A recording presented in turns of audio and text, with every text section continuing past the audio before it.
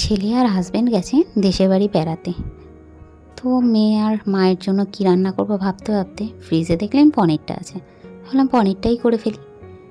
আমার ছেলে পনির খেতে খুব ভালোবাসে, তাই পনিরটা আনা ছিল ওর জন্যই। কিন্তু কী আর করা যাবে, ও ফিরতে ফিরতে পনিরটা খারাপ হয়ে যাবে, তাই ভাবলাম পনিরটাকেই করা যাক। তো সেরকম কিছু দিনই হালকা পাতলাভাবেই করেছি। একটু কাঁচা লঙ্কা, একটু আদা, একটু জিরে, একটু ধনের গুঁড়ো, অল্প একটু কাজু আর একটু পোস্ত দিয়ে মশলাটাকে বেটে নিলাম। মশলা করে নেওয়ার পর পনিরগুলোকে একটু হালকা করে ভেজে নিলাম। ভেজে নেওয়ার পর ওই তেলেই পেঁয়াজ কুচি, ক্যাপসিকাম কুচি এইগুলো দিয়ে একটু নেড়ে চেড়ে লাল লাল করে একটু হালকা সামান্য ভেজে নিলাম। পেঁয়াজটাকে একটু রং করে ভেজেছি, কিন্তু ক্যাপসিকামটাকে সেরকমভাবে ভাজিনি, একটু হালকার উপরে দিয়েছি যাতে একেবারে গলে না যায়, কারণ আমার মেয়ে আবার ক্যাপসিকাম খাওয়ার পোকা। তো ওর কথা ভেবেই আর সেরকমভাবে ভাজিনি, যাতে ভেঙে চুরে গলে না যায়।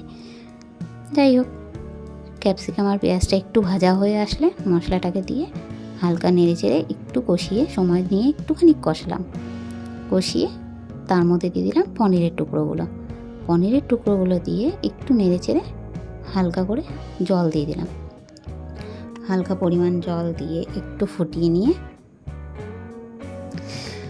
বাবারে, জলটা দিয়ে কিছুক্ষণ ফোটালাম। আমি তো একটা কথা বলতে ভুলেই গেছি, এই সময় আমি একটা ব্লান্ডার করেছি। কীরকম ভুল, সেটা হলো জলটা দেওয়ার পর একটু আঁচটা বাড়িয়ে দিতে হতো। যেহেতু জলের পরিমাণটা আমি একটু বেশিই দিয়ে ফেলেছিলাম, তো আমার একটু বাড়িয়ে দেওয়া উচিত ছিল।